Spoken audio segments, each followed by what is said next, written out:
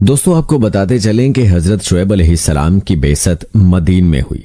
Medina एक कबीले का नाम है और उसी कबीले के सबब बस्ती का ये नाम मशहूर हो गया। दरअसल हजरत इब्राहीम अलैहिस्सलाम के एक बेटे का नाम मदीन था और उनकी नस्ल को अहले मदीन कहा जाता है। वो हजरत इब्राहीम अलैहिस्सलाम की तीसरी बीवी कतूरा के बतन से थे और इसलिए यह खानदान बनी कतूरा कहलाता है। हजरत इब्राहीम अलैहिस्सलाम के बेटे मदीन अपने अहलो अयाल के साथ अपने सौतेले भाई हजरत इस्माइल अलैहिस्सलाम के करीब ही हिजाज में आबाद हो गए थे। ये जगह बहिरा कुल्ज़म के मशरकी किनारे और अरब के शुमाल मगरिब में शाम से मुत्तसिल हिजाज के आखिरी हिस्से में वाक़े थी। हिजाज से शाम, फलस्तीन और मिस्र के सफर के दौरान कबीला मदीन की इस बस्ती के खंडरात दिखाई देते हैं, जबकि मदीन नाम का एक शहर आज भी शर्की उर्दन की बंदरगाह मुआवन के करीब मौजूद है। दोस्तों आपको ये भी बताते चलें कि कुरान मजीद में हजरत शुएब अलैहिस्सलाम और उनकी कौम का तज़किरा 11 मकामात पर आया है। सूरह आराफ, सूरह हूद, सूरह हजर, सूरह शोरा और सूरह अनकबूत में आप अलैहिस्सलाम का जिक्र मौजूद है। हजरत शुएब अलैहिस्सलाम जिस कौम की तरफ मबऊस फरमाए गए, कुरान करीम में उसे अहले मदीन, असहाबे मदीन और असहाबे ईका के नाम से पुकारा गया है। असहाबे मदीन और असहाबे ईका एक ही कबीले के दो नाम हैं या ये दोनों अलग अलग कबाइल हैं, इस बारे में मुफस्सिरीन की मुख्तलिफ आरा हैं। कुछ की राय है कि ये दोनों अलहदा अलहदा कौमें थीं। एक कौम की हलाकत के बाद हजरत शुएब अलैहिस्सलाम दूसरी कौम की तरफ मबऊस फरमाए गए। बाज़ ने लिखा कि मदीन और असहाबे ईका यानी झुंड वाले एक ही कबीले के दो नाम हैं। इन दोनों की रहाइश मुख्तलिफ जगहों पर थी। असहाबे मदीन तहजीब व तमद्दुन से आशना शहरी कबीला था और ये लोग जिस बड़ी शाहरा पर रहते थे वो शाम से फलस्तीन, यमन और मिस्र से होती हुई बहरे कुल्ज़म के मशरकी किनारे से गुजरती है और हिजाज के तजारती काफिले इसी रास्ते से सफर किया करते थे। जैसा कि कुरान पाक की सूरह हजर की आयत नंबर 79 में अल्लाह ताला इरशाद फरमाते हैं, और ये दोनों बस्तियां हजरत लूत अलैहिस्सलाम की कौम और मदीन बड़ी शाहराह पर आबाद थीं। असहाबे एका एक बद्दवी कबीला था। अरबी में एका उन सरसब्जो शादाब झाड़ियों को कहते हैं जो हरे भरे दरख्तों पर मुश्तमिल घने जंगलों में झुंड की शक्ल में बकसरत होती हैं। अलामा इब्ने कसीर रहमहुल्लाह अलैह के मुताबिक एका एक दरख्त का नाम था जिसकी कबीले के लोग पूजा करते थे। चुनांचे इस निस्बत से अहले मदीन ही को असहाबे एका कहा गया। बहरहाल अक्सरियत की राय यही है कि ये दोनों कौमें एक ही कबीले और नस्ल से ताल्लुक रखती थीं और कौम शुएब कहलाती थीं। बड़ी शाहराह पर आबाद कबीले के लोगों को वालिद की निस्बत से मदीन कहा जाने लगा, जबकि सरसब्ज इलाके में रहने वाले असहाबे एका के नाम से मशहूर हुए। दोस्तों ये तो था मुख्तसर तारुफ आप अलैहिस्सलाम की कौम और कबीले के हवाले से। अब बात करते हैं कौम शुएब अलैहिस्सलाम के अयूब के बारे में। याद रहे कि दुनिया में जितने भी अनबिया कराम मबऊस फरमाए गए उनकी दावत का मुश्तरका मकसद हकूक की आसान तरीके से अदायगी की तालीम आम करना था। हकूक दो किस्म के हैं, एक हकूकुल्लाह यानी अल्लाह की इबादत और उसकी हिदायत पर अमल, और दूसरा हकूकुल इबाद जिसका ताल्लुक इंसानों से है। दुनिया में कौम लूत अलैहिस्सलाम के बाद कौम शुएब अलैहिस्सलाम वो कौम थी जो दोनों हकूक पामाल कर रही थी।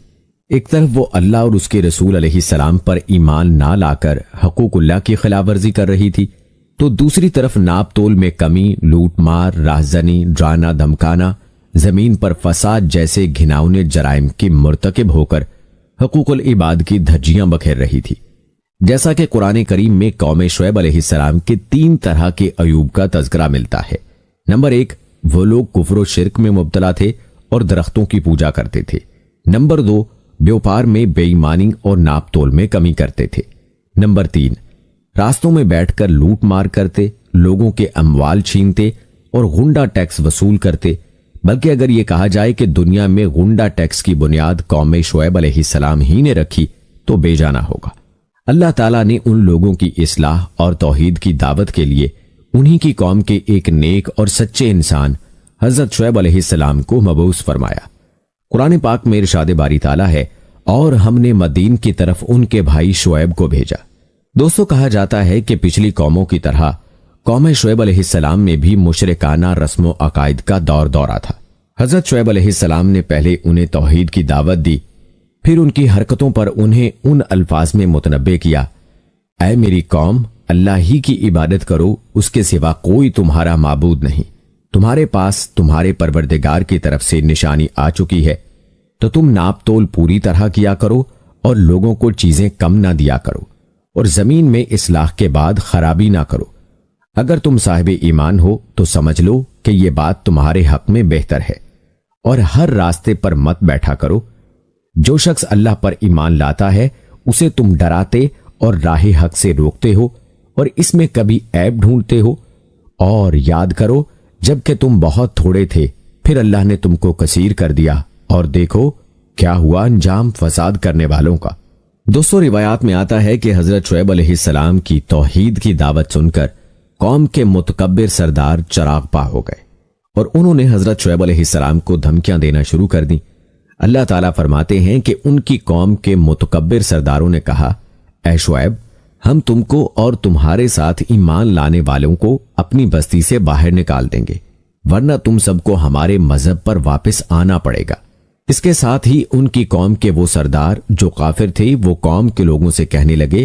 سورہ اعراف کی آیت نمبر 90 میں اللہ تعالیٰ نے فرمایا، اگر تم شعیب کے پیچھے چلے تو یاد رکھو اس صورت میں تمہیں سخت نقصان اٹھانا پڑے گا۔ حضرت شعیب علیہ السلام نے اپنی قوم کے سرداروں سے مکالمہ کیا، جس کا تذکرہ قرآن پاک میں یوں ہوا ہے۔ حضرت شعیب علیہ السلام نے اپنی قوم کے سرداروں سے فرمایا، تمہارے باطل مذہب سے اللہ تعالیٰ نے نجات دے دی ہے، اس کے بعد اگر تمہارے مذہب میں واپس آ جائیں تو یہ ہماری طرف سے اللہ تعالیٰ پر سخت بہتان ہوگا، اور ہمیں شایان نہیں کہ اس میں لوٹ جائیں۔ حضرت شعیب علیہ السلام اپنی قوم کی بدعمالیوں پر سخت رنجیدہ رہتے اور انہیں بار بار واعظ و نصیحت کرتے۔ انہوں نے قوم کو اللہ کے عذاب سے ڈراتے ہوئے متنبع فرمایا، جس کا ذکر اللہ تعالیٰ نے سورہ ہود کی آیت نمبر 84 میں کچھ ان الفاظ میں کیا، اے قوم، اللہ ہی کی عبادت کرو کہ اس کے سوا تمہارا کوئی معبود نہیں، اور ناپ تول میں کمی نہ کرو۔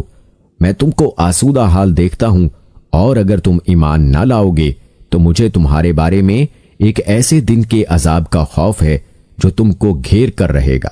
انہوں نے کہا، شعیب، کیا تمہاری نماز تمہیں یہ سکھاتی ہے کہ جن کو ہمارے باپ دادا پوجتے آئے ہیں ہم ان کو ترک کر دیں، یا اپنے مال میں تصرف کرنا چاہیں تو نہ کریں؟ تم تو بڑے نرم دل اور راست باز ہو۔ حضرت شعیب علیہ السلام نے جواب دیا، اے قوم، دیکھو تو اگر میں اپنے پروردگار کی طرف سے روشن دلیل پر ہوں، اور میں نہیں چاہتا کہ جس امر سے میں تمہیں منع کروں خود اس کو کرنے لگوں۔ میں تو جہاں تک مجھ سے ہو سکے تمہارے معاملات کی اصلاح چاہتا ہوں، اور مجھے توفیق ملنا اللہ ہی کے فضل سے ہے۔ میں اس پر بھروسہ رکھتا ہوں اور اس کی طرف رجوع کرتا ہوں، اور اے قوم، میری مخالفت تم سے کوئی ایسا کام نہ کروا دے کہ جس مصیبت نوح کی قوم یا ہود کی قوم یا صالح کی قوم پر واقع ہوئی تھی، ویسی ہی مصیبت تم پر واقع ہو۔ اور لوط علیہ السلام کی قوم کا زمانہ تو تم سے کچھ دور نہیں۔ اپنے پروردگار سے بخشش مانگو اور اس کے آگے توبہ کرو، بے شک میرا پروردگار رحم والا اور محبت کرنے والا ہے۔ دوستو، روایات میں آتا ہے کہ حضرت شعیب علیہ السلام نابینا تھے، یا ان کی بصارت بہت کم تھی۔ چنانچہ حضرت شعیب علیہ السلام کے واعظ و نصیحت کے جواب میں یہ سردار تانا زنی کرتے ہوئے انہیں سنسار کرنے کی دھمکیاں دینے لگے۔ اس کا ذکر قرآن پاک کی سورہ ہود کی آیت نمبر 91 میں اللہ تعالیٰ نے یوں فرمایا، انہوں نے کہا، شعیب، تمہاری بہت سی باتیں ہماری سمجھ میں نہیں آتی، اور ہم دیکھتے ہیں کہ تم ہم میں کمزور بھی ہو، اور اگر تمہارے بھائی نہ ہوتے تو ہم تم کو سنسار کر دیتے، اور تم ہم پر کسی طرح بھی غالب نہیں ہو۔ اس پر حضرت شعیب علیہ السلام نے اپنی قوم سے فرمایا، اے قوم، کیا میرے بھائی بندوں کا دباؤ تم پر اللہ سے زیادہ ہے، اور اس کو تم نے پیٹھ پیچھے ڈال رکھا ہے؟ میرا پروردگار تو تمہارے سب اعمال پر احاطہ کیے ہوئے ہے، اور برادران ملت، تم اپنی جگہ کام کیے جاؤ، میں اپنی جگہ کام کیے جاتا ہوں۔ تم کو ان قریب معلوم ہو جائے گا کہ رسوا کرنے والا عذاب کس پر آتا ہے اور جھوٹا کون ہے، اور تم بھی انتظار کرو، میں بھی تمہارے ساتھ انتظار کرتا ہوں۔ دوستو، کہتے ہیں قوم کے متکبر سرداروں کی جارحانہ گفتگو کے بعد حضرت شعیب علیہ السلام کو اس بات کا اندازہ ہو گیا تھا کہ ان کے دلوں پر مہر لگ چکی ہے اور ان پر کسی بات کا کوئی اثر نہیں ہوگا، لہذا انہوں نے اپنے رب سے ان الفاظ میں دعا کی، اے پروردگار، ہمیں اور ہماری قوم میں انصاف کے ساتھ فیصلہ کر دے اور آپ سب سے اچھا فیصلہ کرنے والے ہیں۔ سورہ اعراف کی آیت نمبر 99۔ در حقیقت ان الفاظ کے ساتھ حضرت شعیب علیہ السلام نے اپنی قوم میں سے جو کفار تھے ان کی ہلاکت کی دعا کی تھی، جسے اللہ تعالیٰ نے قبول فرما لیا۔ اور دوستو اب بات کرتے ہیں قوم شعیب پر عذاب الہی کے نزول کی۔ یاد رہے کہ قوم شعیب علیہ السلام 3 طرح کے عیوب میں مبتلا تھی اور اللہ تعالیٰ نے اسے 3 طرح کے عذاب سے نیست و نابود کیا، جیسا کہ قرآن کریم میں 3 طرح کے عذاب کا تذکرہ ہے جو قوم شعیب پر آیا۔ نمبر 1 زمینی بھونچال یا زلزلہ، نمبر 2 چنگھاڑ، اور نمبر 3 آگ کے بادل۔ سورہ اعراف میں ہے کہ ان کو بھونچال نے آ پکڑا اور وہ اپنے گھروں میں اوندھے پڑے رہ گئے۔